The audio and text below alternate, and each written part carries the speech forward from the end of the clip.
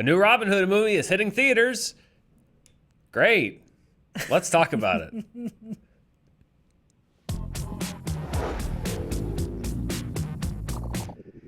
Hello, I'm Dan Murrell. And I'm Roth Cornet, and my takeaway from that is that our honest poll quote is great.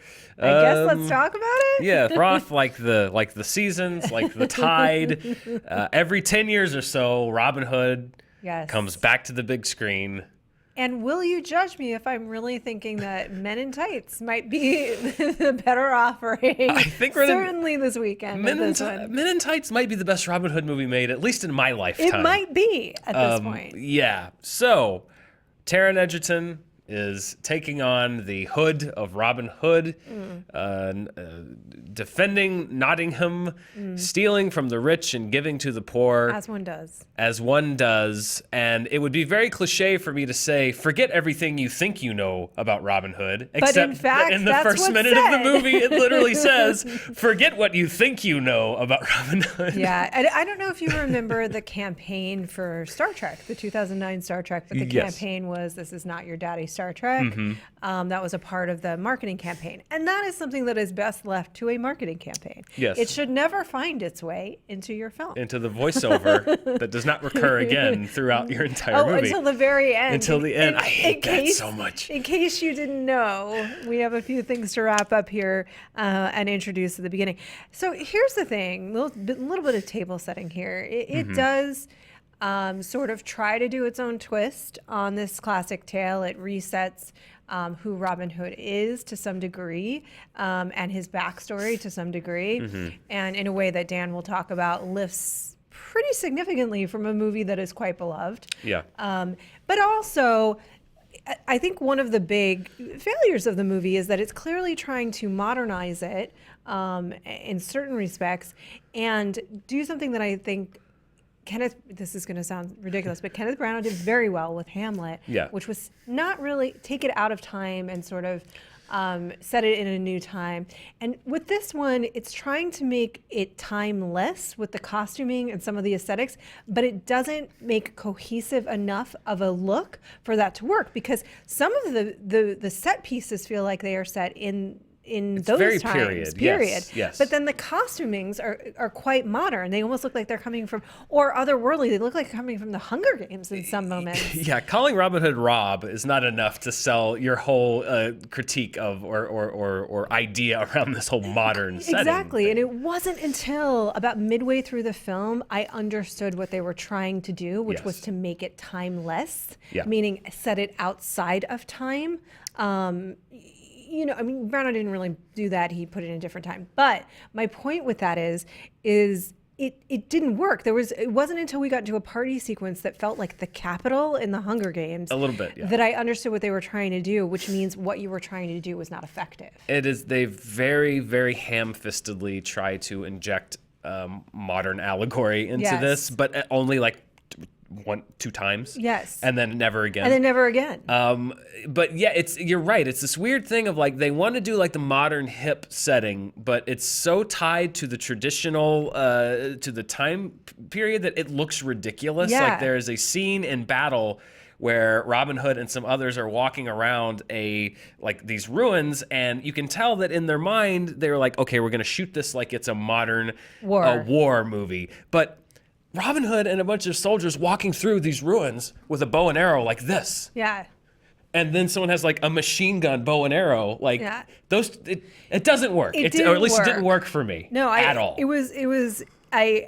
Because the attempt, I think, wasn't fully committed to, and it wasn't like you had the production designer on board and the costuming on board and everyone, and sort of so that immediately within the first 5 minutes without a voiceover, we understand where you're setting us, what the table setting is. Then we go, oh, okay, he's trying to say, or the director's trying to say, Robin Hood, it doesn't belong to any one time. Robin Hood is an idea that belongs to all time. Sure. But it didn't work. And then the rest of the film is sort of half like, here's your sexy Robin Hood, and there's a sequence in which he and Maid Marian, first of all, the cultural mores with Maid Marian are very confusing. But he and Maid Marian are kind of and this is not a spoiler because believe me, you can't spoil this movie, are kind of making out, and it just keeps, and it's set against this other event, and they just keep returning to the sequence where he's basically just spinning her around. It makes it's not sexy. It's a love scene, it's but they were like, confusing. we can't do anything risque, Exactly. so it's like... they're trying to intimate that they're being intimate, but they're just kissing on the lips. There's no tongue involved and spinning around. It's very weird, and I think maybe I'm honing in too much on this moment, but it's with a reason. But it's early and it's weird. It sets the tone of how weird. It sets the tone of the fact that you haven't committed to what you're doing. You want to make sexy Robin Hood that's also very PG. You want to be out of time but also set in this time. You want to make a modern movie that isn't committed to fully modernizing. Yes. And you want to change his backstory by lifting from another backstory, which is... Yes, this movie does commit to one thing, and that is ripping off Batman Begins. Yes. This movie steals so much from Batman Begins that Christopher Nolan and Hans Zimmer should sue for copyright infringement. Yeah. I stayed during the credits because during the sort of third act climactic battle, the music was such a ripoff of Hans Zimmer's music from the Dark Knight trilogy. I stayed till the credits to make sure that they hadn't just like licensed it and reused it.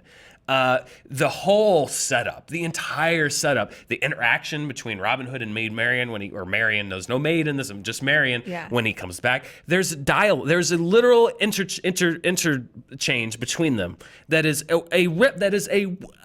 complete lift from Katie Holmes and Christian Bale and Batman Begins. I know. And just planted into the middle of this movie. And you look, it's a first-time director, at least for features. He's done a lot of TV work.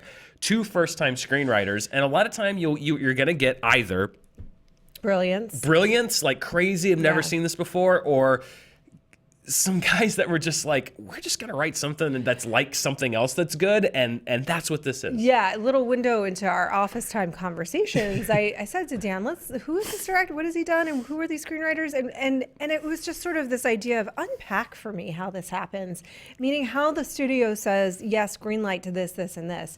So little experience involved, and not really a cohesive kind of like, this is an auteur's vision and we're just going to put a little bit of money behind it, or it really was trying to be a big blockbuster with attached to, I guess this is the franchise's Robin Hood, and they certainly seem to want it to be. But it was, that's what's fascinating to me about it, is the fact that this is one of those movies that I would love to unpack. I would listen to the How Did This Get Made on this one over and over again, because it really is a very true question for me. And I don't mean any disrespect for any of the creators. Yeah. It's just, this wasn't a small budget. It's got big stars in it. It's got Taron Egerton, and it's got Jamie Foxx. It's certainly not the actor's fault. I love Ben Mendelsohn. It's not the actor's fault. Except for, let's talk about Ben Mendelsohn. Okay. As the Sheriff of Nottingham. But not the one you think you know. But not the one you think you know. But Ben Mendelsohn. By the way, I don't think I know the Sheriff of Nottingham all that well. No one does. No one does. It's an actor's role, but it seems like Ben Mendelsohn watched Robin Hood, Prince of Thieves. Okay. And watched Alan Rickman do the Sheriff of Nottingham. One of the, because he's Alan Rickman, it's amazing, but one of the hammiest to the scenery performances. But it works because he's so committed to it and he sells it, and it's a great performance. It's in a completely different movie from the rest of the movie, but it's great. Yeah.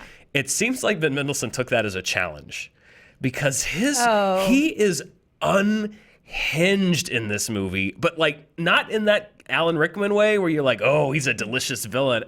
I worried about him because every scene is like, get me the horse. He's foaming from the mouth. It was like, do we need to adjust your medication? Yes, it was disturbing. It was like, dude, it's okay. There's other moments too. There's a moment where Ben Mendelsohn's character is confronting, I believe it's a cardinal, representative of the church. Yes. They're having a power play moment, and then all of a sudden they're doing. You're gonna have to turn down your thing, because he goes,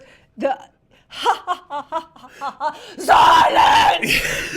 Just that abrupt of a turn, and It is so over the top. and it's clearly meant to send chills down your spine, but all it does is leave you feeling entirely befuddled about what anybody was thinking. There's also, and I think this speaks to sort of the problems in the script, there's a very key moment in the film in which Ben Mendelsohn's character is talking about a scheme that's clearly been years in the making with somebody very, very, very powerful, another great actor, and Robin Hood wanders in, and he's about to leave so that they can continue to have their discussion. And they're like, no, stay. We've decided in these 30 seconds that we like you. We like you enough for you to be present to hear the climactic plan that's been in the making for the last 5 years and is very dangerous They for turn anyone him to into know Batman. about. It's insane. He has a secret identity now. Oh, yeah. He's the Playboy. It's literally Batman. And it's really, it's the Playboy that's the mask. It's not the Hood, which is amazing because the Hood is a very comic book sounding character. It's that is like the you know what I mean? They are so clearly trying to evoke all of that in Robin Hood. This was so obviously made, from the casting of Taron Egerton to the superheroization of the Hood to, as we discussed, the complete asexuality present in the film. Yes. This is clearly made for 13-year-olds. For them to go see over Thanksgiving and to like launch a franchise. But it comes off like that. It comes off as that, like, hello, fellow kids. Yeah. Let me tell you an edgy tale. It just doesn't. None of it worked for me. Jamie Foxx is wasted in this movie completely, and he's good. Trying. He's doing a good job. Doing a good job. He came to play. Taron Egerton came to play. He's fine. It's not an acting thing. It is 100% just like creatively. I just felt like every wrong choice that could have been made was made in this thing. Yeah. It looks okay. There's some dodgy special effects, but it looks all right. The performances are okay. Doesn't work that way. I don't think archery works at all in the way that this movie says that it works. It's almost to the point where I would say it's worth going to see it just to laugh at it. Okay. But that's your money. That's your money. That's your choice and your money. And that's your choice. I think it's more worth seeing at home when available at home with some friends and some whatever you like to partake in beverage-wise or not. If you're underage, we don't advocate for that. But it's one of those things that I think is so ridiculous and over the top. There's a particular line of dialogue in this movie. I was trying to hold it together and give this movie a shot. Yeah. And there's a particular line of dialogue that I just broke, and I turned to Dan and I was like, are you kidding me? Yeah. And poor Jamie Dornan. Yeah. I was watching this movie. I felt bad for him throughout the whole 50 Shades thing because I feel like it wasn't entirely his fault. It wasn't his fault. And he's in this movie, and I'm like, I like him. I like his acting. I like his character. I like his role. And then, the third act, and he just has to embarrass himself again. And I'm just like, no, don't do that to Jamie Dornan. And what's amazing is what they do with Jamie Dornan in the third act is basically lifted entirely from The Dark Knight Rises. / The Dark Knight itself. And The Dark Knight. Yeah. I mean, unbelievable. It's shocking. It's literally like, it's like fan fiction. Yeah. No, sorry, not The Dark Knight Rises. You're right, The Dark Knight. Yeah, well, but the sequence is The Dark Knight Rises. The Dark Knight Rises, but the characterization, what happens to his character, the character turn, is straight from The Dark Knight. It's like a bunch of huge super fans of Christopher Nolan's Dark Knight trilogy got together and said, let's do that, but Robin Hood, and a studio gave them so much tens of millions of dollars to do it, and it just happened. Yeah. This is wow. This is a movie that was the seed of an idea in search of itself. It does not come to fruition. It does not commit to what it's trying to do. It is largely lifting from other films, and it is playing to a crowd that I don't know is necessarily going to be happy to receive it. Yeah. I don't think it's a movie that works on any level. I do think it is so bad that it's funny, and I do think it might be one of those films or it's so ineffective that there's it becomes gonna be comical. some people out there that to them it will play like Venom did to me. Sure. That it is so audacious and out there that they can't help but like it. And I could kind of get it. I can get that in the sense, I agree. And I can get that in the sense that it certainly doesn't have the sin of being overly arduous and boring. No. It moves quite quickly. It moves fast. It's fast paced. And so if this is one of those movies that you think is so over the top that it's fun, I would get that. Yeah. I would get wanting to show it to your friends for that reason as well, because it is that over the top and ridiculous. The line of dialogue that I am referring to is one that you will certainly recognize and feels borderline inappropriate to me to use in this context, but okay. I can't recommend this movie from the sense of it is a successful film and achieves what it set out to do. I can only say if it comes your way at home, I sort of want you to check it out just so we can talk about it. Yeah, this is a ridiculous movie. It's insane. It's insane that it got made the way that it did. It's insane that it got made. I think some people will probably go and say, like, that was the stupidest thing I've ever seen, but I had a good time. Fun. Sure.